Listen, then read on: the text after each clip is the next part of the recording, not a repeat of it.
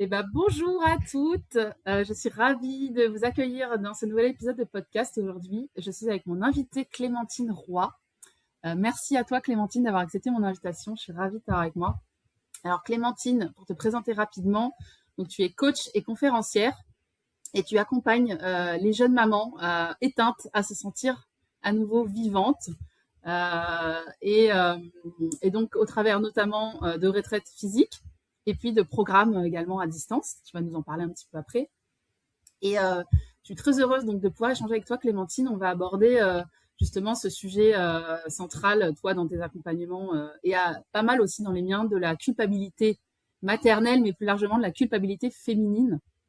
Moi, c'est un thème qui me parle énormément, qui a beaucoup marqué mon évolution, mon parcours, cette notion de culpabilité, et puis qui encore aujourd'hui refait surface. Et donc, voilà, on va aborder notamment ce thème-là.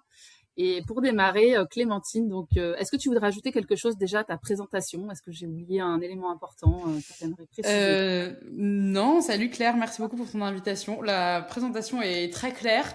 Peut-être un détail en plus qui a son importance dans tout ce qu'on va raconter après, c'est que je suis aussi maman et que j'ai aussi Oui, deux enfants, deux filles, carrément. et c'est Ouais, important, deux filles qui ont oui, 3 et 5 ans et que ça, c'est un peu grâce à elles, je pense que je suis là aujourd'hui, donc voilà, je l'ajoute. ouais, tout à fait, ouais. Ouais. Merci effectivement de le préciser. Euh, alors du coup, Clémentine, qu'est-ce qui t'a amené justement à accompagner les mamans éteintes? Ouais, et Est-ce que tu peux me parler de ton ben, parcours, ce que tu faisais avant et ce qui t'a amené là-dessus? ouais, et alors, il y a encore 5 ans, j'étais salariée, chef de projet dans le digital, voilà, rien à voir avec ce que je fais Mhm. aujourd'hui. Ok, Parce que c'est ce que je savais faire, que j'étais bonne élève, que j'avais suivi la voie toute tracée des études, etc. Mais toujours en ayant quand même ce ressenti que je sais pas pourquoi je fais ça, quoi. Vraiment que ça me ouais, nourrit pas du tout.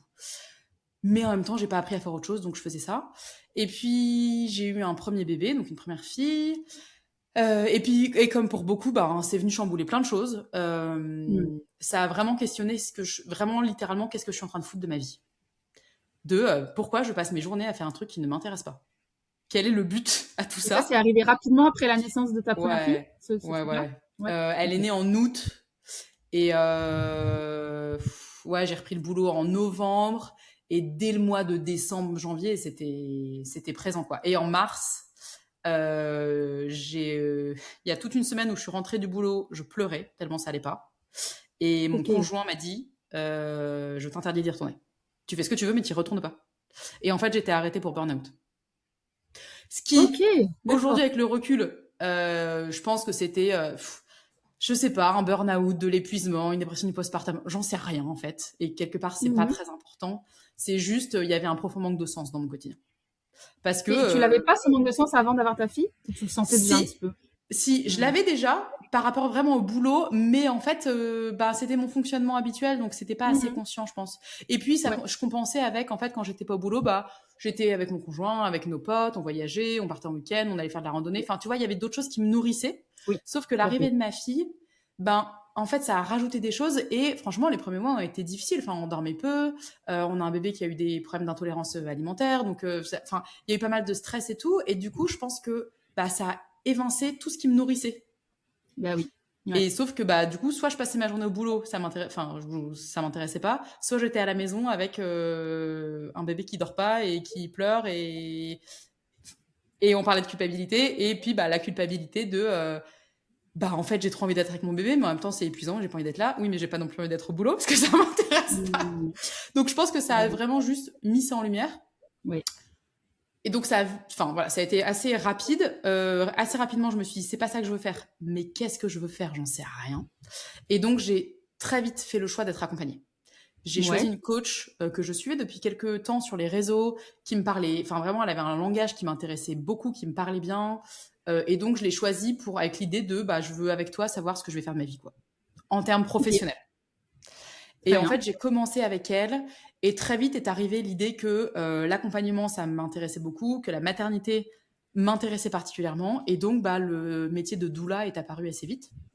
Et Ok. moi, j'ai un côté un peu obsessionnel, je ne sais pas faire les choses à moitié. Donc, assez rapidement, j'ai décidé que j'allais quitter mon job et me former pour être doula, quoi. D'accord. Alors attends, là j'ai deux questions qui me viennent quand même. Vas-y. C'est pourquoi t'as pas pris un bilan de compétences? Pourquoi t'as eu la sagesse de prendre une coach directement et de pas faire Alors, un... enfin, je veux pas j'ai critiquer fait le un bilan de bilan de compétences, hein, mais... Sache que j'ai fait un bilan de Ah, compétences plus tôt d'accord, dans ma vie. d'accord. Donc tu connaissais déjà. Ok. Ouais. Et faudrait que je le relise aujourd'hui. Mais à Ouais? l'époque, ça m'avait pas transcendé, quoi. Ouais, Enfin, ouais. mais je pense que Là, j'étais t'as pas prête senti aussi. que la problématique, elle était plus profonde Ouais. et qu'il y avait besoin d'aller Oui, chercher plus profond avec une coach, ouais. ouais, exactement. Pour Et en fait, savoir. ce que j'ai beaucoup aimé avec cette coach, et je pense que c'est aussi l'approche que tu as, c'est que on a parlé boulot, mais en fait, le sujet, c'était pas le boulot, c'était qui je suis moi. En fait, on est toujours revenu à Exactement. moi. Bien sûr. Et l'impact, évidemment, enfin, il y a eu un gros impact sur ma vie pro, mais en fait, le premier impact, ça a été sur ma vie perso. Enfin, ça a tout changé dans mes relations, dans ma manière d'être. Enfin, ça a été ouais, ça a été le début vraiment d'autre chose, quoi. C'était six Et mois donc, bah, l'accompagnement avec la coach? j'ai pas entendu, pardon. C'était 6 mois? 6 mois ton accompagnement? C'était, combien de temps ça a duré? Presque un peu moins, je crois. Ok. Février, mars, avril, mai. Ouais, Ouais, c'est 5 4 mois. à 6 mois, ouais. 5 mois, Ok. ouais. Et Ok. du coup, à la Donc fin de là, cet tu accompagnement, pars de ton boulot, tu décides de ouais, je m'en quitter vais. ton boulot, Ouais. rupture conventionnelle. Ouais.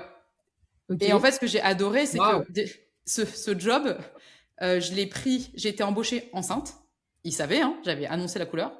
Donc, j'ai bossé 3 mois, je suis partie en congé maternité, je suis revenue. 3 mois après, je leur ai dit, je veux partir. Bon, bah, Mais bon, voilà. Et donc, c'est de ils ont bonne guerre. accepté la rupture conventionnelle. Et donc, j'ai quitté ça et je me suis formée pour être doula. Et c'était une formation moitié distance, moitié présentielle. Je sais aussi que j'ai pu le faire parce que j'avais la rupture et aussi parce que j'ai un conjoint qui était très soutenant Ok. et qui m'a. Enfin, pour lui, c'était oui, quoi, go. Enfin, en fait, il n'y a pas de sujet, quoi. Allons-y. Ce qui veut dire que j'étais en formation régulièrement, alors à distance, donc à la maison, mais il y a quand même un week-end par mois pendant 6 mois où je partais en Suisse. Et donc lui, il Ensuite, gérait notre bébé d'1 an pendant le week-end.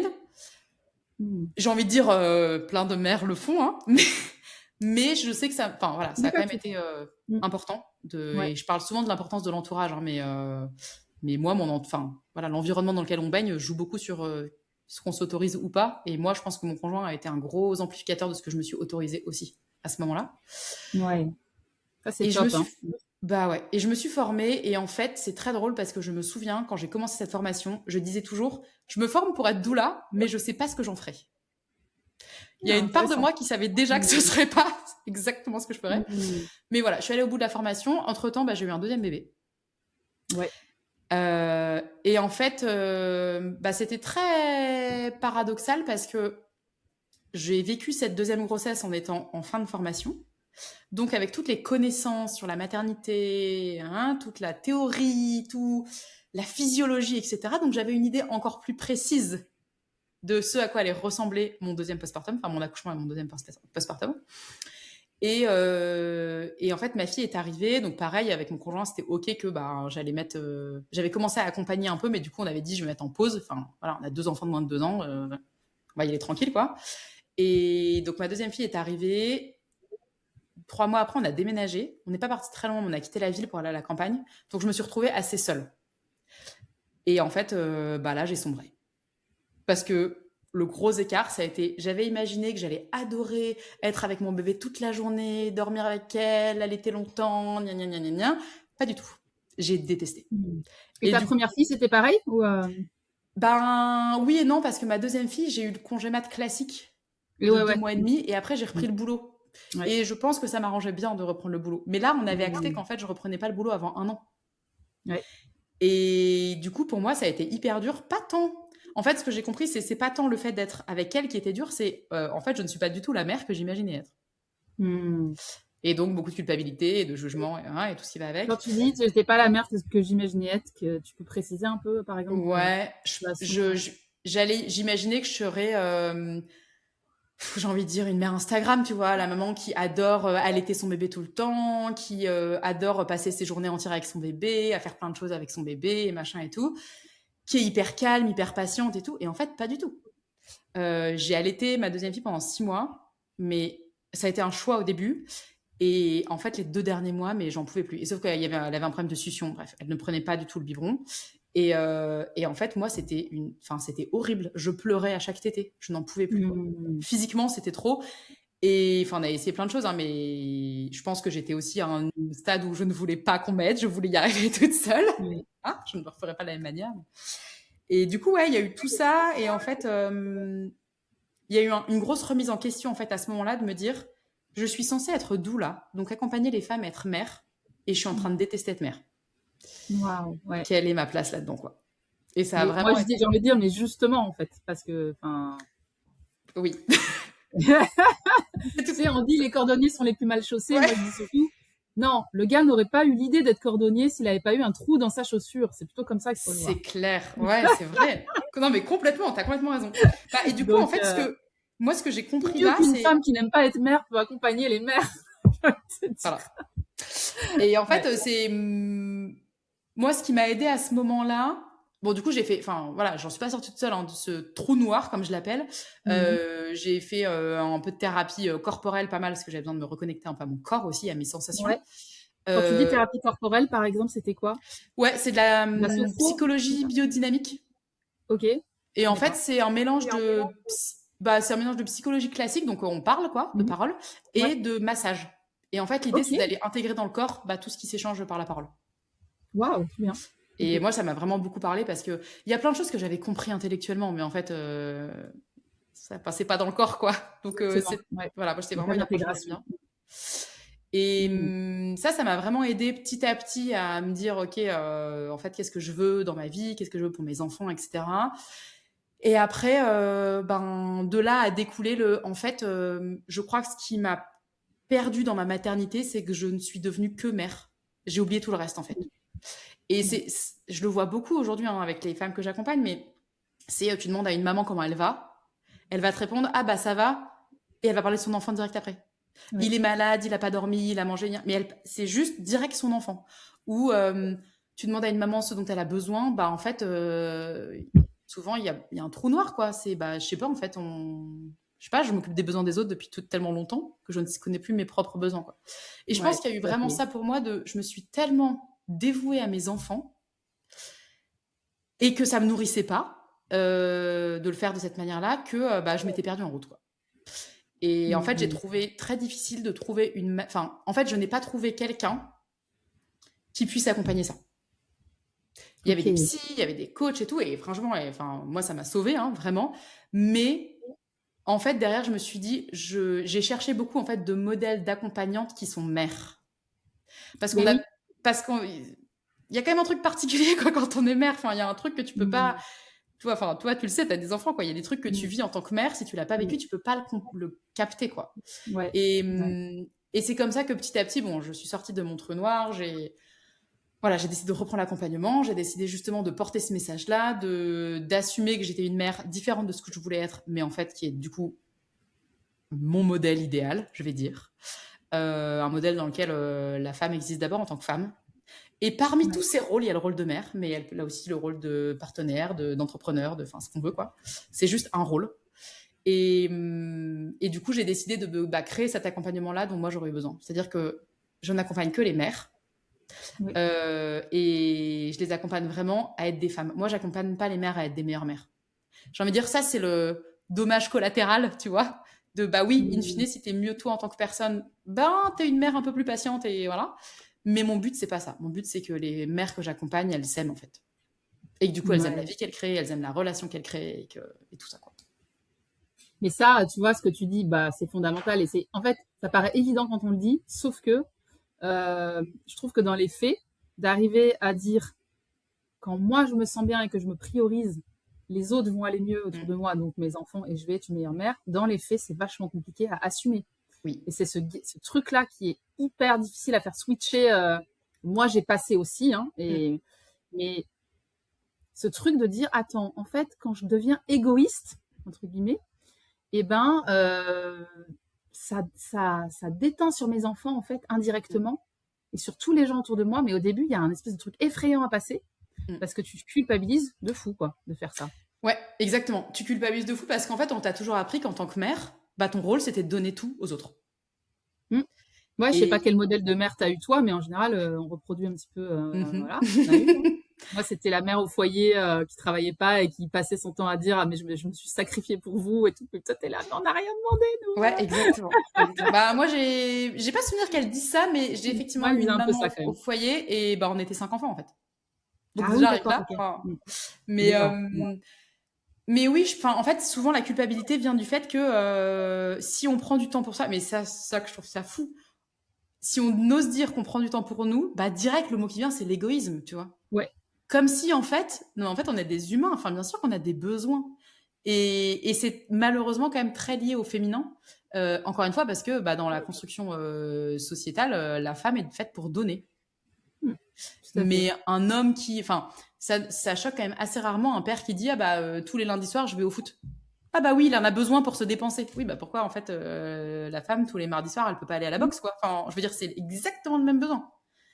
C'est juste que c'est pas la même projection et qu'on grandit pas avec le même rôle, quoi. Ça évolue doucement. Ça évolue doucement, je suis d'accord avec toi, mais moi, force est de constater dans les femmes de mon entourage et qui sont mères que elles en font quand même un petit peu plus et que effectivement, c'est moins naturel pour elles de dire moi tel jour de la semaine je suis pas là que Ouais, pour leur conjoint ou leur ouais, mec. Hein, donc ouais. qu'on le veuille ou non, et c'est pas leur mec qui les empêche, c'est elles-mêmes qui Ouais. s'empêchent. En fait, moi là, le truc sur lequel je suis en train de mettre le doigt aussi, tu vois, je parle beaucoup d'émancipation intérieure parce que j'ai l'impression que nous en France en 2026, on a aujourd'hui voilà des lois qui nous permettent on a on peut pas dans les faits dire qu'on n'est pas privilégié en fait, Mm. tu vois. Et personne nous empêche d'être libre et d'être sauf que dans les faits, nous on le fait pas parce Mm. que en fait, on a encore le conditionnement à l'intérieur de nous et ça se joue Ouais. à l'intérieur tout ça maintenant. Je sais pas si tu Ouais, je ressens suis la même complètement chose. d'accord avec toi. Un truc central dans mes accompagnements, c'est moi je parle beaucoup de responsabilité. Ouais, Et en fait, on est chacun responsable de ce qu'on fait. Et comme tu dis, oui, il y a des choses qu'on se traîne de l'éducation qu'on a reçue, de la société dans laquelle on vit et tout. Mais en fait, comme tu le dis, techniquement, rien n'empêche une maman de partir un soir de la semaine. mais non, C'est juste ce qu'on va se raconter dessus, ce qu'on s'autorise, la conversation qu'on veut pas avoir pour pas créer un conflit, l'image qu'on s'imagine. Enfin, c'est juste vraiment des trucs qu'on se raconte. Et ouais, moi, c'est le centre de mes accompagnements, c'est de dépasser ça en fait. mais le jour Mais où en fait tu commences à dire autour de toi bah en fait, j'ai plus envie de ça, j'ai pas envie de faire ça et en fait, tu t'imagines que les gens vont te détester et tout et en fait, ils ouais. sont là. OK, tu vois. Super, ouais, non, mais exactement ça, c'est genre cool. OK. Et Bah ouais. même mieux, je trouve que plus il y a des mères qui le font, plus ça donne l'idée à d'autres que c'est possible. Hmm. Enfin, en fait, pour moi, il y a aussi un truc de ouais, plus on va oser assumer certaines choses et créer des modèles différents et ouais, et assumer pleinement ce qu'on veut, plus on donne la permission aux autres de le faire. Et en fait, il y a que Ouais, comme ça parce totalement. que je pense qu'il y a beaucoup de mères qui ne font pas autrement parce qu'elles n'ont pas de modèle. Elles savent pas que c'est possible. Tout à fait. Et tu vois, tout à l'heure, on parlait d'entourage. Euh, J'aime bien dire, moi, que ces derniers mois, le monde va mal, franchement. Et sauf que moi, dans mon monde, en fait, le monde va pas mal. Moi, mon contenu Instagram, il est rempli d'entrepreneurs à succès, de bonnes nouvelles sur la planète, de vidéos de musiciens, enfin de trucs cool. Je ne regarde pas la télé, je n'écoute pas la radio. Je choisis les Pareil. podcasts que j'écoute. Et du coup, bah dans mon monde, en fait, bah le monde évolue, tout va bien et tout. Et c'est pas en mode déni, je veux pas savoir. Je sais que la planète va mal et qu'il y a des feux de partout. C'est juste, en fait, je veux pas que ça me pollue parce que si ça me pollue, bah en fait, je peux plus moi donner mon énergie à changer le monde. Exactement. Ouais, tout à fait. Et Mais là, tu mets le doigt sur un truc, mais c'est intéressant qu'on aborde ça. Tu vois, je pensais pas qu'on allait aborder, mais je rebondis sur ce que tu dis parce que moi, j'ai vraiment traversé ça aussi. Mais déjà, effectivement, oui, les feux de forêt. De toute façon, qu'est-ce que toi, tu vas pouvoir y faire directement? Rien mm, du tout. Donc en fait, à quoi bon effectivement diminuer ta propre énergie à toi, exactement. qui te sert à accompagner tes clientes ou à donner à ton entourage. On est d'accord? Mm, Et et puis par ailleurs, ouais, moi j'ai vraiment réalisé un truc, c'est que j'ai l'impression que la manière dont je perçois le monde extérieur, c'est le reflet de ce qui se passe à l'intérieur de moi. mm. Et quand et j'ai eu une phase, je sais pas si toi tu as eu ça aussi. C'est bien qu'on aborde ça parce que je pense qu'en tant que mère, on a aussi beaucoup ça et ça rejoint la culpabilité des mères. Moi, j'ai eu beaucoup d'éco-anxiété à une époque, Mm. euh, en 2023, mais j'avais les outils à l'époque quand même pour traverser ça parce que je m'étais déjà formée au coaching. Mais, euh, mais je trouve aussi que ça touche particulièrement les mamans parce que voilà, en plus tu as des enfants, donc tu te dis mais dans quel monde Mm. enfin, tu culpabilises presque d'avoir eu des Mm. enfants dans ce monde-là en fait. Mm. Et aujourd'hui, comme tu dis, je suis plus du tout dans le déni, c'est-à-dire que euh, tu vois, 3 ans plus tard, donc juin 2026, bah oui, non, le climat s'est pas amélioré, le vivant est encore en train de s'effondrer, etc. Et pourtant, comme toi, je me sens bah, à ma place, je me sens sereine, etc. Mais c'est juste parce que j'ai changé le focus, Mm. en fait, quoi. Ouais, Et exactement. Et enfin, tu vois, je sais plus comment tu l'as dit, mais pour moi, c'est ouais, vraiment, de toute façon, tu peux rien faire à cet endroit-là. Donc l'idée, c'est pas d'être dans le déni en disant ça n'existe pas, c'est juste, ben, je vais mettre mon énergie ailleurs pour que là où moi je peux avoir du pouvoir, ben, je rende ce monde un peu exactement. meilleur, quoi. Ouais. Et c'est le cas. Et tu vois, tu parlais des enfants, le fait que parfois on se demande quel monde on va laisser à nos enfants. J'ai pas du tout les chiffres en tête, mais il y a quand même beaucoup de monde aujourd'hui qui finalement n'a pas d'enfants parce que, en fait, la planète va mal. Moi, j'ai une approche différente qui est, enfin, c'était pas conscient à l'époque, mais aujourd'hui, mon approche, c'est de dire, en fait, euh, ben, mes enfants, je les élève d'une manière qu'elles vont prendre soin de la planète, elles ont conscience de l'importance de la nature, etc.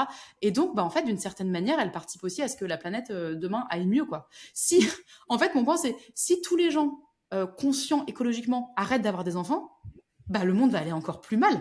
Tout à fait. Oui, et c'est un renoncement de la vie elle-même, Oui. donc ce serait quand même. Ouais. Ouais, tout à fait. Ouais. Ouais, et je suis assez convaincue qu'on vient tous sur Terre pour une bonne raison et que, en fait, alors oui, il faut la trouver et tout, Mm. mais on ne vient pas juste pour se lamenter, quoi. Et pour, même si c'est dur, encore une fois, hein, mais voilà, je pense qu'on peut vraiment choisir aussi l'entourage dans lequel on baigne. Tu vois, on parlait des réseaux et tout, mais aussi dans l'environnement. Enfin, je Ouais. sais pas comment c'est pour toi, mais tu vois, moi, je vois, en particulier ces 18 derniers mois, Ouais. j'ai fait un gros changement, je vais dire, enfin en tout cas un tri peut-être dans mes relations. Alors ça, c'est Mhm. pas fait consciemment de toi tu sors, toi machin, mais il y a des relations qui se sont étiolées, il y a des relations qui sont arrivées, et en fait aujourd'hui le bilan que je fais, c'est j'ai moins d'amis qu'avant. Par contre, Ouais. les amis qui m'entourent sont des personnes qui déjà avec qui j'ai un vrai lien. Où vraiment on parle de choses importantes, etc., qui me voient telle que je suis vraiment et avec qui il y a du vrai soutien. Et j'ai complètement laissé de côté les relations où c'était que de la plainte ou que enfin il y a enfin je sais pas comment le dire, mais je trouve qu'il y a si tu baignes dans un environnement où tout le monde te dit toujours que le monde va mal, que de toute façon être entrepreneur c'est dur et que de toute façon être salarié tu bosses toujours pour des cons, enfin tu vois, ça entretient le truc, quoi. Donc c'est aussi choisir ben qui tu mets dans tes oreilles Mais totalement. et dans ta Total. vie, Mais moi, quoi. tu sais, dans mes accompagnements, et peut-être dans les tiens aussi, c'est un point, un des premiers points que j'aborde, c'est qu'est-ce que tu fais rentrer à l'intérieur de toi Mm. au travers des contenus que tu consommes, de l'alimentation aussi même que tu Ouais, consommes, les bouquins que tu lis, les podcasts, et les gens que tu fréquentes. ouais, Voilà, complètement, exactement. Et complètement. quand tu commences à maîtriser ça et à mettre de la conscience là-dessus, Mais tout va mieux euh, déjà. enfin, ouais, on est bien d'accord. Ouais, je suis d'accord avec toi. C'est un peu c'est la base, mais en fait, mais on le fait pas en fait quand on y pense. Enfin, quand on nous l'a pas dit, c'est Ouais, parce qu'il y a ouais. aussi, je pense, par rapport à l'entourage, tu vois, et à la famille, bah, tout à l'heure, on parlait de culpabilité, mais il y a aussi un truc très fort, quand même, en France, en tout cas, de, de se conformer et de, en gros, maintenir le lien, quoi. Tu dois être une bonne personne, donc, bah, les gens qui t'entourent, tu Ouais, dois répondre à tous les messages, tu dois dire oui à toutes les invitations, tu dois machin, sinon, sinon t'es égoïste, sinon t'es une mauvaise personne, sinon machin. ouais, Mais en fait, il y a tout un exactement. truc à aller déconstruire, quoi. Mais je te rejoins totalement. Moi, c'est pareil sur les derniers mois. Là, mais comme tu dis, ça se fait tout seul en fait. C'est Mm. marrant. Euh, En fait, quand tu dis non à des choses, mais sans culpabilité, les gens ils comprennent et Oui. c'est Et assez bluffant quoi. Et ça laisse de ouais, la place pour des nouvelles personnes. exactement. Et j'ai envie de dire, et s'ils comprennent pas, ben, c'est leur sujet à eux, quoi. Mm, exactement. Et tout ça, c'est ce petit passage à arriver à ce petit shift à passer de. Il y a quand même un moment un peu de peur où tu te dis qu'est-ce qu'on va Oui, penser de moi, oui. voilà. Et ça, je crois qu'il y a. C'est- Voilà, on est obligé de passer un moment d'inconfort quand même. Hein. On va pas se Ah oui, mentir. moi, Quoi. c'est Il y a quand convaincu. même Ah oui, je suis d'accord. Pour moi, c'est. Enfin, oui, tu peux pas passer outre. Si tu veux pas vivre dans le confort, bah, tu peux pas changer, hein. Bah, en fait, Hmm. encore une fois, sinon il suffirait. Enfin, tout le monde pourrait le faire. Or, s'il y a plein de gens aujourd'hui qui sont pas très heureux dans leur quotidien, c'est aussi que l'être humain est pas fait pour vivre dans l'inconfort. Enfin, en tout cas, dans ce qui semble inconfortable. Donc, on va s'éviter d'aller dans un endroit où on risque de souffrir parce qu'on n'a pas eu envie de souffrir. Sauf que de l'autre côté de la souffrance, il peut y avoir un truc 10 fois mieux. Et c'est pour ça, pour moi, c'est là que Hmm. l'accompagnement prend tout son sens. C'est que du coup, tu traverses pas tout seul, en fait. Quand il y a quelqu'un qui te Effectivement. Je vais pas te dire qu'il te tire la main parce que c'est pas le rôle de l'accompagnant, mais en tout cas qui est à côté et qui croit en toi et qui te donne les clés pour y aller, bah oui, c'est inconfortable, mais en fait, très vite, tu vois les bénéfices, quoi. Et les femmes, toi, que tu accompagnes, elles viennent vers toi, elles sont dans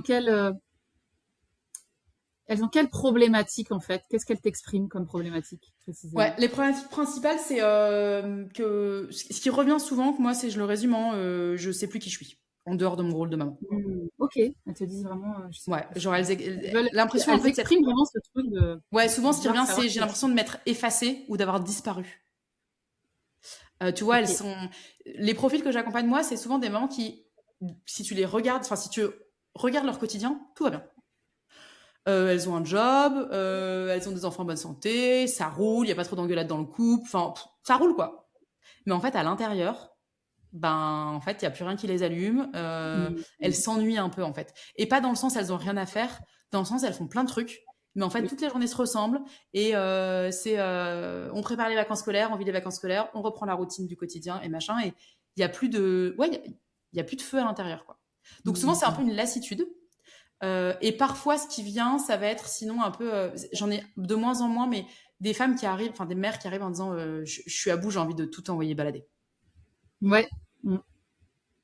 Et notre rôle à nous, hein, on est d'accord, c'est de montrer à la personne que tu peux changer radicalement sans tout envoyer promener dans ta vie, effectivement, Exactement. hein. C'est ça, Exactement. parce que c'est pas la solution. Non, parce que souvent, les personnes qui envoient tout balader sans rien aller travailler, ben, ça va juste se reproduire Ouais, après. c'est Hein. pour les mauvaises raisons. Après, Exactement. ça veut pas dire qu'un accompagnement ne peut pas effectivement déboucher sur soit un changement de situation Oui, pro ou une séparation, et souvent c'est oui. quand même le cas de l'un ou l'autre. Ouais. Mais Non, non, t'as raison. C'est tout à fait. Ça arrive malheureusement, mais du mm. coup, c'est pour les bonnes raisons et donc ça se fait pas du tout dans les mêmes conditions. Quoi. Et toi, justement, tu disais que la question du couple, elle arrive assez rapidement dans tes Ouais. accompagnements. Oui, parce C'est quoi que, qui fait ressortir? ben, souvent, ce qui vient, c'est là dernièrement, je l'ai eu pas mal de fois. Ce qui vient, c'est bah en fait, il se passe plus rien dans notre couple. On n'a plus d'intimité. On se parle d'un point de vue logistique, mais on n'a plus rien. Et en fait, c'est très intéressant. Ce qui vient derrière, souvent, c'est mais ça me manque pas. Et donc, culpabilité de cette situation n'est pas normale entre guillemets, mais ça me manque pas, donc j'ai un problème. Et donc, ben, Mm. moi, ce qu'on vient faire là, c'est, ben, en fait, est-ce que c'est vraiment un problème? Et si oui, qu'est-ce qu'on fait? Et sinon, bah, tant mieux. Enfin, en fait, c'est d'aller aussi remettre de ce qu'est-ce qui est normal ou pas, en fait, et qu'est-ce qui nourrit. Mais souvent, c'est ça le sujet. Il arrive que parfois, ce soit, on passe notre temps à s'engueuler avec mon conjoint, on n'est pas d'accord, hein. Mais c'est C'est pas le arrivé plus une fréquent. fois, pour le coup, que je dise, je suis pas thérapeute de couple. Et pour moi, là, il y a des sujets beaucoup plus gros. Donc, dans ce cas-là, voilà, chacun son domaine, moi, je redirige.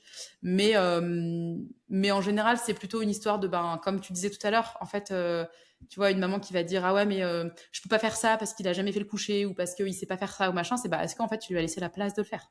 Encore une fois, reprendre ta responsabilité. Est-ce que tu lui as demandé? Non, mais il comprendrait pas. Bah, tu lui as pas demandé, tu sais pas, en fait. Ouais. Donc voilà, ouais, souvent c'est le couple existe, mais il est plus nourrissant. Mm. Voilà. Et Et après, j'imagine que la notion du... Donc intéressant, c'est-à-dire qu'en fait, ouais, ce qui arrive sur la table, c'est plutôt, on a peu d'intimité, mais au fond, ça me manque pas et je culpabilise, quoi. ouais, Dingue. Enfin, ouais, ouais, on je se vois bien. rajoute une couche quoi. Ouais, Là où en fait, bah, c'est pas plus mal, que ça laisse de l'espace en fait pour travailler sur soi et pour avoir un peu exactement. plus justement Après, moi, tu vois, j'ai aussi des femmes qui se forcent, hein, et ça, c'est un Ouais. peu Il y en a beaucoup encore. grave en 2026. Oui. On parle de femmes éduquées qui gagnent alors moins que leur mari, mais quand même, et qui ont quand même cette pression-là, et ça, c'est assez terrible aussi. Ouais, il y en a beaucoup, hein. Mais, Franchement, ouais, ouais. ouais, ouais. Et enfin, qui se forcent et puis même qui endurent des trucs au quotidien, enfin, Mm. qui sont lunaires, à mon sens. Ouais. Mais encore une Bah fois, tu oui. vois, comme on disait tout à l'heure, par rapport à l'entourage et tout, si t'as pas d'exemple autour de toi de couple qui fonctionne vraiment bien ou que tes parents ont été dans un couple dysfonctionnel ou autre, bah en fait, une part de toi doit savoir que c'est pas tout à fait normal, mais t'as pas d'exemple. Donc en fait, bah, peut-être que c'est normal que ça fonctionne comme ça, quoi.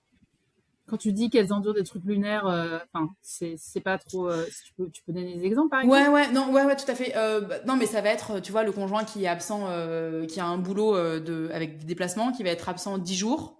Donc la femme va gérer le foyer, les enfants hein, pendant 10 jours. Et puis quand il rentre, lui, tout ce qu'il attend, c'est que, bah, en fait, on va faire l'amour là ce soir, parce que moi, ça fait 10 jours qu'on s'est pas vu, j'ai besoin, et qu'elle est là. comprends pas. Oui, ok, allons-y. Et enfin, ou tu vois, j'ai eu le cas il y a pas très longtemps un cas un peu comme ça et où elle disait en fait qu'elle avait pas de temps et tout et truc très bête. Je disais mais en fait t'as les moyens, pourquoi tu prends pas une personne qui vient t'aider pour le ménage, la cuisine, machin. Mon conjoint veut pas, il trouve que c'est une dépense inutile. Mais il est pas là, il est pas là 2 tiers du mois. Et en fait, ce qui est super intéressant à ce moment-là, c'est que elle l'entend, mais que pour autant elle est pas en mesure de prendre la décision de le faire. Et donc après moi tout le travail en accompagnement, c'est d'aller pas du tout forcer le truc, c'est en fait d'aller creuser de pourquoi t'es pas capable de prendre cette décision en tant qu'adulte, quoi. Quelle est l'histoire que tu te racontes derrière sur toi Exactement. quand tu te dis je vais aller prendre cette décision? Ah mais c'est... Alors, tu vois, moi ça m'évoque un truc, c'est que j'ai réalisé, tu vois, femme de ménage, moi j'en ai pris une assez rapidement parce que ma mère prenait une femme de ménage. Donc je me suis autorisée à en avoir une, tu vois. Mais il y a d'autres choses. Tu vois, par exemple, là j'ai fait mes ongles. Et bah, je ne l'avais jamais fait jusqu'à il y a 2 semaines parce que ma mère se faisait pas les ongles. Donc j'avais décidé que c'était un truc futile et pas bien et machin et que j'allais quand même pas mettre de l'argent là-dedans. Et je trouve que tu vois, bah, c'est un petit exemple idiot, hein, mais en fait j'ai réalisé qu'il y a tout ce que ma mère s'autorisait pas, je me l'autorisais pas indirectement. Et ce qu'elle s'autorisait, je me l'autorisais. Et je trouve que c'est pas mal d'aller aussi interroger, tu vois, ce que tu as vu ta mère s'autoriser.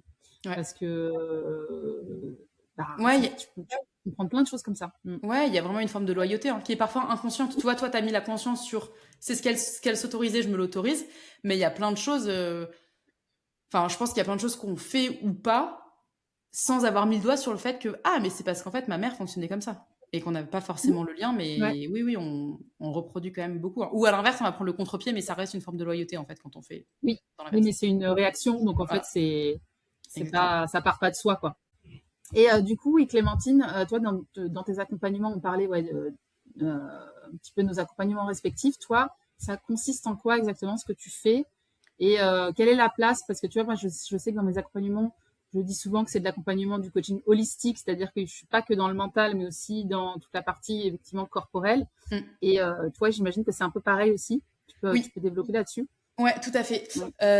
Moi, dans mes accompagnements, peu importe l'espace, que ce soit en présentiel ou en visio, l'objectif, c'est vraiment une histoire de... Je parle beaucoup de pouvoir, c'est que la femme qui vient, elle reprenne sa responsabilité, elle reprenne son pouvoir. Donc, on l'entend beaucoup, mais c'est vraiment qu'elle soit en mesure de prendre des décisions pour elle, de faire des choix et de sortir des je dois, il faut, c'est pas possible, etc.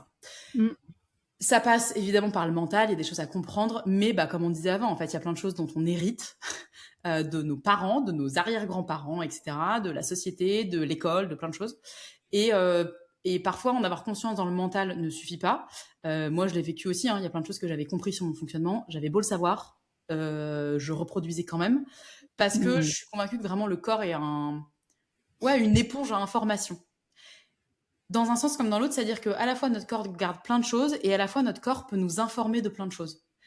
Sauf que, en tant que femme, je trouve que le rapport au corps est quand même très souvent biaisé.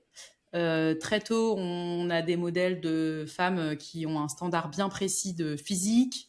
Notre corps est très vite sujet à discussion, quand même aussi, beaucoup plus tôt qu'on ne pense. Et donc, moi, dans mes accompagnements, j'intègre vraiment l'approche corporelle. Alors, ma manière de faire, moi, j'aime beaucoup la danse. Je n'ai jamais pris de cours de danse. Mais en fait, j'adore la danse parce que ça allie la musique et le mouvement. Alors, pareil, ce qui est très drôle, c'est que je ne connais rien en musique. Dans le sens, je ne suis pas du tout une aficionado de la musique. Pas du tout. Mais juste quand il y a un son que j'aime bien, ça me donne envie de bouger, quoi. Et donc, moi, j'intègre beaucoup la danse parce qu'on se remet en mouvement, parce que ça permet de se reconnecter à soi, de se reconnecter à toutes nos parties du corps. Et la danse, pour moi, ça me permet, soit quand il y a une situation, par exemple, qui est bloquée, tu vois, on est en coaching, on est en train de discuter, puis ça passe pas, quoi, enfin, on voit pas le truc. Et en fait, on se met debout, je mets de la musique, on danse. Sans chercher une solution, mais juste on remet du mouvement et souvent là il y a des émotions qui sortent, il y a une image qui arrive ou autre, donc ça j'aime bien. Et après j'utilise la danse aussi pour je crée des espaces en fait, comment t'expliquer ça, en gros je vais te dire tu danses au centre, c'est tel espace, et puis après on va faire un pas à droite, et à droite c'est toi quand t'avais 10 ans, ou un pas à gauche ça va être toi quand machin, enfin en fait on va bouger dans l'espace avec intention, pour se faire vivre différentes choses en dansant. Et enfin, ça marche hyper bien. Moi, j'adore vraiment faire ça. Ok. Voilà. Et après, Et c'est des choses que tu as inventées toi-même au fur et à non. mesure qui marchaient pour toi ou c'est des. Enfin, Tu t'es oui et formée, non. Je les ai pas inventées. Je suis pas sûre qu'on invente des trucs d'ailleurs un jour dans notre vie. Non, on s'inspire. Voilà, on s'inspire. Ouais. Non, je les ai vécues moi dans des espaces de coaching. Ok. Et après, j'y apporte ma sauce à moi, ce qui me parle, etc. Mais je l'ai vécu moi au départ et vraiment, ça a été hyper puissant. Enfin, moi, ça a été. Je me suis rendu compte que j'avançais beaucoup plus quand j'étais en mouvement. C'est pas pour rien que je fais un peu de course à pied. Moi, mes meilleures Ouais. idées viennent quand je suis en train de courir.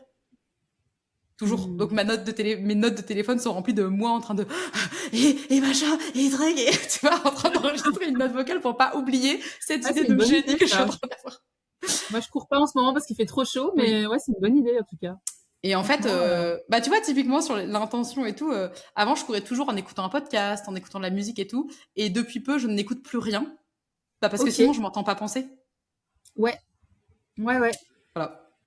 Après, moi, j'aime beaucoup quand même courir avec de la musique parce que ça me fait un peu le même truc que tu dis, enfin, le fait de Ça mettre le entraîne. corps en mouvement avec une Oui. musique. Mais après, ouais, je vais essayer aussi sans. Je pense que c'est intéressant aussi d'avoir des moments où t'as pas Pas de de son bruit. du tout dans les oreilles. Et ouais, je te rejoins complètement dans le sens où moi, la danse, j'en fais un petit peu aussi par ailleurs, mais je débute, tu vois. Mais en tout cas, j'ai vraiment le sentiment que c'est comme si parfois, quand le mental veut pas quelque chose et bloque, tu fais les choses par le corps et du coup, tu vas apprendre, enfin, ton mental va voir le corps faire et ça va permettre de débloquer des choses, de contourner le mental finalement. Ouais. En fait, pour moi, passer par le corps, ça, je mets un pardon, j'ai un... Ouais. Passer par le corps, ça, moi je le vois un peu comme court-circuiter le cerveau. Et tu vois, dans les mères que j'accompagne, la majorité ont quand même un cerveau qui tourne beaucoup. Un Oui. mental très... Voilà, elles ont compris plein de trucs. Hein. Enfin, elles connaissent les schémas et tout. Et c'est justement parce que le mental tourne trop que passer par le corps, en fait, ça vient dire au cerveau, en fait, stop, on arrête là où le petit vélo, tu vois, et on se reconnecte à ses sensations, à ce qu'on ressent, sans forcément y mettre de la compréhension. Moi, ce que j'aime bien quand on fait de la danse, c'est que souvent, je dis aux femmes, je leur dis, on va danser, voilà ce qu'on va faire, je vais vous guider dans cet espace et tout. Il n'y a rien à comprendre. Il n'y a pas... Enfin, Pas rien à réussir, ouais. ouais, exactement. Il n'y a rien à réussir, il n'y a rien à comprendre. Peut-être que vous aurez des idées, des images, tout. Et s'il n'y a rien, en fait, on s'en fiche. Et le but, c'est juste de se mettre en mouvement et de voir ce qui se passe. Pour un peu calmer le petit cerveau là-haut. C'est pas pour rien que j'accompagne les femmes comme ça. Hein. Moi, je suis comme ça aussi. J'ai un mental qui tombe Oui, beaucoup. bah, j'allais t'amener là-dessus justement, c'est que j'ai quand même l'impression qu'effectivement là, on parle d'une typologie de femme bien particulière, avec peut-être une forme de neuroatypie au sens large, je dirais quand même. Après, sans y mettre forcément des étiquettes. Ouais. Mais moi, je te rejoins. J'ai l'impression que j'accompagne des femmes qui me ressemblent. Hein, et on accompagne toujours des femmes qui nous ressemblent. Et chez moi aussi, le mental prend énormément de place. Hein. Et, et j'ai quand même l'impression que ce profil bon élève qui aime bien, qui est dans le contrôle, il y a beaucoup aussi peut-être la notion de contrôle, toi qui reviens avec les personnes que tu accompagnes aussi. Ouais. Ouais, c'est exactement moi, ça. Que, tu vois, avant de démarrer, de commencer à cheminer avec le dev perso et tout, j'avais cette impression que je contrôlais tout, en fait. Mais y compris mon apparence physique, mon salon devait être rangé nickel. Tout était sous contrôle, quoi. Voilà. Il y avait ce truc de si je contrôle les choses, ça va aller, quoi. Ouais. Et du coup, ta vie devient une sorte de to-do list géante, quoi. Parce qu'en fait, c'est complètement. Il faut, je dois. Complètement. Moi, ce qui m'avait débloqué, je me rappelle à l'époque, c'était une idée comme ça, je sais pas d'où elle était sortie, de me faire une journée sans il faut et sans je dois. Et c'était, ça a été un espèce de déclic hallucinant. Je me suis dit, mais waouh, la vie, ça pourrait être ça. Ça pourrait être un truc où je me lève le matin et où je suis mon flow, quoi. Ouais, transformer les il faut, je dois par j'ai envie. Ouais. Ben. Ça veut pas dire que tu vas pas étendre ton linge à un moment donné de la journée. Non, c'est juste que tu vas le faire d'une manière qui va pas être contre toi, quoi. Exactement. Mais tu vois, c'est super intense ce que tu dis sur le contrôle parce que, en fait, pour moi, c'est pour ça qu'il y a plein de mères, enfin, plein de femmes qui, en devenant mères, vivent un si gros bouleversement. La maternité, par définition, tu ne peux pas contrôler ce que tu vas vivre. Exactement. C'est un bébé en face, c'est pas un robot, donc ben, tu peux contrôler un max de trucs. Et à un moment donné, c'est pas toi qui décides, quoi. Et pour moi, c'est pour ça qu'il y a tellement de femmes qui vivent des gros changements quand elles deviennent mères, c'est que jusque-là, elles contrôlaient tout et ça fonctionnait. Et là, elles se retrouvent dans une situation où, en fait, ça leur échappe et elles n'ont jamais appris à vivre avec. Et du coup, en fait, ça fait peur. Et moi, c'est ce que j'ai vécu aussi. Il y a un truc où, en fait, si je peux pas contrôler, comment ça se passe ? Qu'est-ce que je fais ? Comment je fonctionne ? Qu'est-ce qui va se passer ? Et tu vois, tu disais, tu parlais de la to-do list géante, etc. Ce qui revient beaucoup avec les femmes, les mères que j'accompagne, c'est le manque de joie et de spontanéité dans le quotidien. Ouais. Il n'y a plus de joie. Exactement, il n'y a plus de joie. Il n'y a que des règles et des trucs à faire et c'est pas possible avec des enfants. Et en fait, moi, mon envie, c'est qu'on... Et moi aussi, je suis sur ce chemin, hein, c'est de montrer qu'en fait, les enfants sont juste des gens en plus dans la famille qu'on peut emmener pour faire plein de choses dans la vie et que c'est pas OK de les prendre comme raison, comme excuse. Ouais. Voilà, c'est ça, tu vois. Ouais, grave. Est-ce que toi aussi, tu as le sentiment que finalement, la maternité, c'est en fait comme une sorte de... Ça vient exacerber ce qui est déjà là, en fait. Ouais. Et c'est un cadeau parce que ça vient nous grossir, en fait, à la loupe. Quelque chose qui est déjà en nous, qui a besoin d'être vu. Et en fait, la maternité, tu ne vas pas pouvoir fermer les yeux là-dessus. Quelque part, tu as compensé pendant toute ta vie. Et l'arrivée des enfants, tu te prends un peu une claque dans ta gueule parce qu'en fait, tu peux plus te mentir à toi-même. J'ai vraiment cette sensation que c'est quand même ça. Ouais, c'est exactement ça. Moi, je dis souvent, c'est les enfants, c'est le projecteur de cinéma. Tu sais, la grosse lumière blanche, là. Et en fait, ils viennent éclairer, comme tu dis, tous les endroits où tu t'es adapté, où tu as renoncé, où tu as mis de côté ou autre. Après, c'est plus ou moins violent, je vais dire, selon les femmes. Ça dépend déjà de à quel point tu as été en adaptation ou pas toute ta vie. Ouais. Et puis, ça peut arriver à différents moments. Il y a des femmes pour qui ça va être très rapide dans les premiers mois ou premières années de vie. Et il y a des femmes, tu dois le voir toi avec peut-être les femmes que tu accompagnes, il y a des femmes, les enfants, ils ont plutôt 10-15 ans quand ça commence à se révéler. J'en parlais il y a pas longtemps avec une personne qui accompagne les femmes plus tardivement, je vais dire, quand les enfants commencent à avoir une vingtaine d'années. Et en fait, elle me disait, le profil de femme qu'elle accompagne, c'est en fait des mères qui ont tout donné pour leurs enfants, mais du coup, le jour où les enfants quittent la maison, il n'y a plus rien dans le quotidien. Ouais. Et donc, tu vois, en fait, je crois que ça... Moi, je suis convaincue que 100% des mères sont bouleversées par la maternité. Après, pas toutes en même temps, ni au même niveau. Exactement, ouais. Et tu vois, celles qui sont perturbées quand leurs enfants quittent le foyer, quelque part, moi, je suis heureuse, moi, qu'en fait, les problèmes soient arrivés bien avant, parce qu'en fait, j'ai pas envie d'attendre, effectivement, tu vois, d'avoir 50 balais pour me dire, putain, je passe à côté de ma vie, en fait. Donc, c'est moi, clair. je trouve que c'est un cadeau d'être hypersensible, hein, quelque part, neuroatypique et tout ce qu'on veut, parce qu'on tolère. Et tu vois, pareil pour le sens au travail, en fait. Moi, je suis heureuse que ça soit sorti à peu près à 37 ans et pas à 50, quoi. Voilà. Ah ouais, c'est clair. Moi aussi. Mais tu vois, moins, en fait, la perte de sens et je pense, on est d'autant plus sensible à ça, je crois. Ouais, c'est vrai, tout à fait. Mais tu vois, moi, c'est un truc qui me fascine je pense que c'est pour ça que j'accompagne ces sujets-là aussi, mais c'est à quel point, nous, êtres humains, on est capable de renoncer à des choses, de s'adapter, de taire des trucs par peur tu regardes, de ce qu'on va en penser ou autre. Et il y a un côté, je trouve ça presque effrayant, tu vois, de se dire, mais bordel, qu'est-ce qu'on a quand même un cerveau qui est tordu, quoi. Enfin, genre, on va s'empêcher de faire des trucs parce qu'on a peur que Bidule va dire qu'on est égoïste, qu'on est vénal ou qu'on est je sais pas quoi.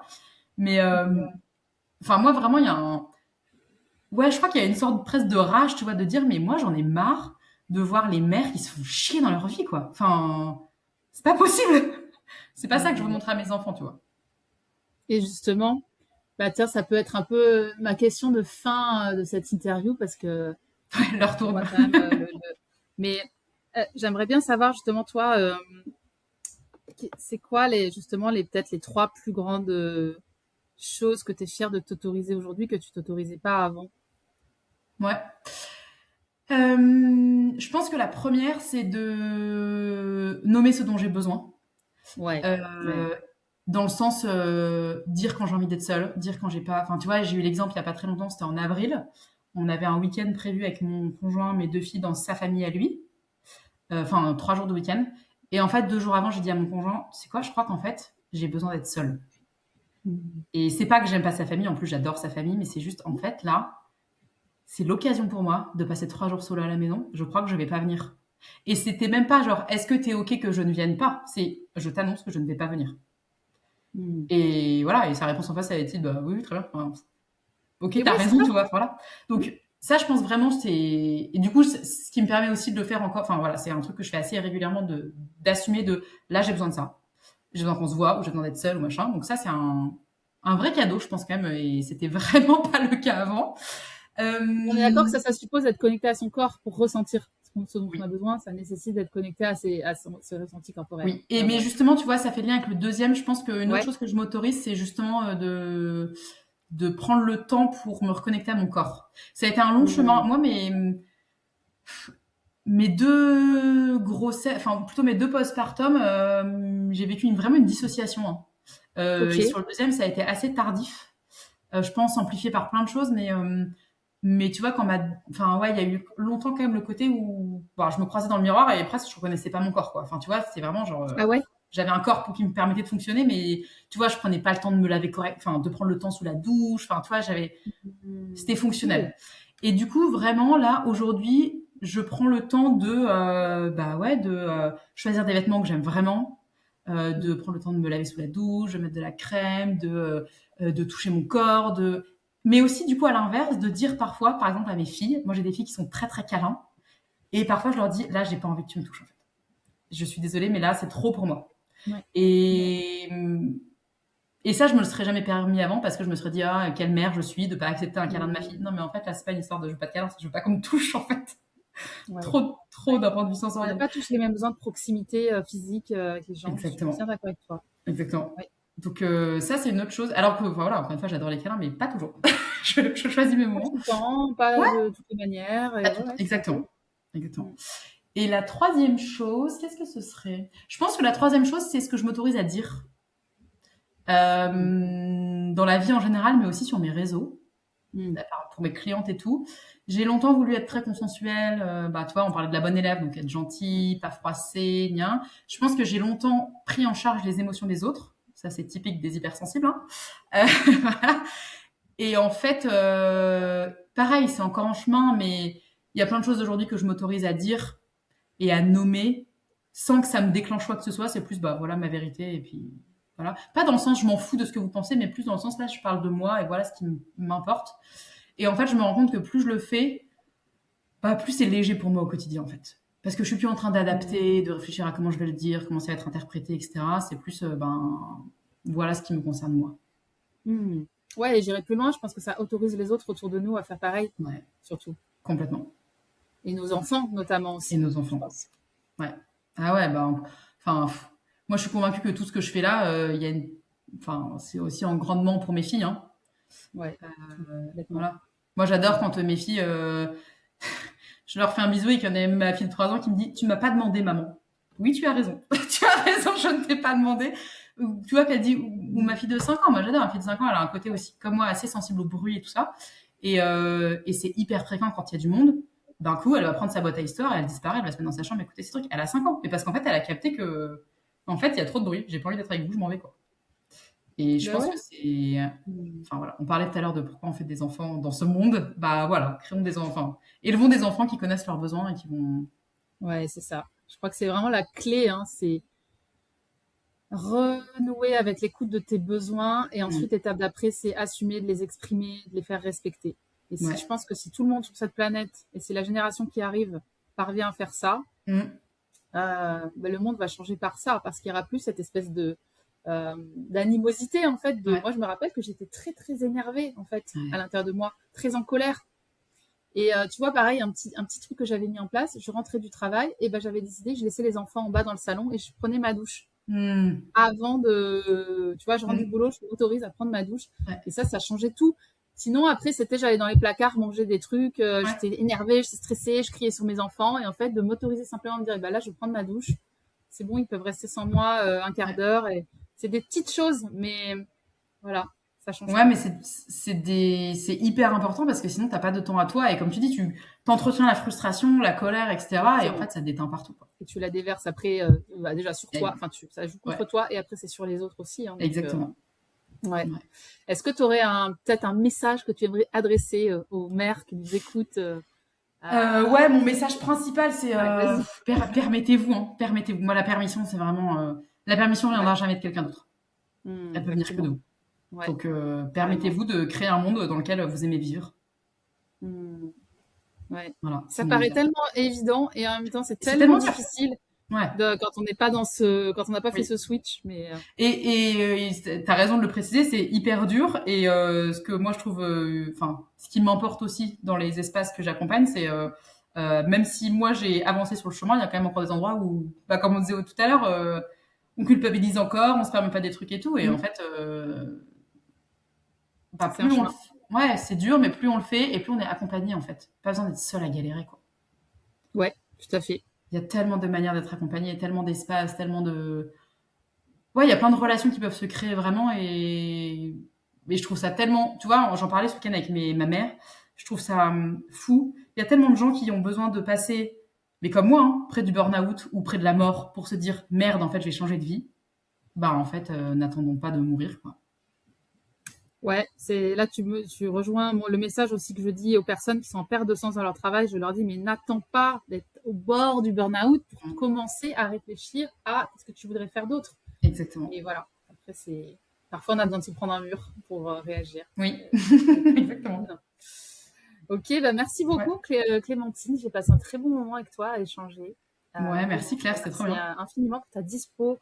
Je mettrai en description de cet épisode les informations te concernant, ton Instagram et puis ton podcast, peut-être aussi Mm. pour celles qui voudraient en savoir plus sur toi et puis écouter tes messages un peu plus en profondeur.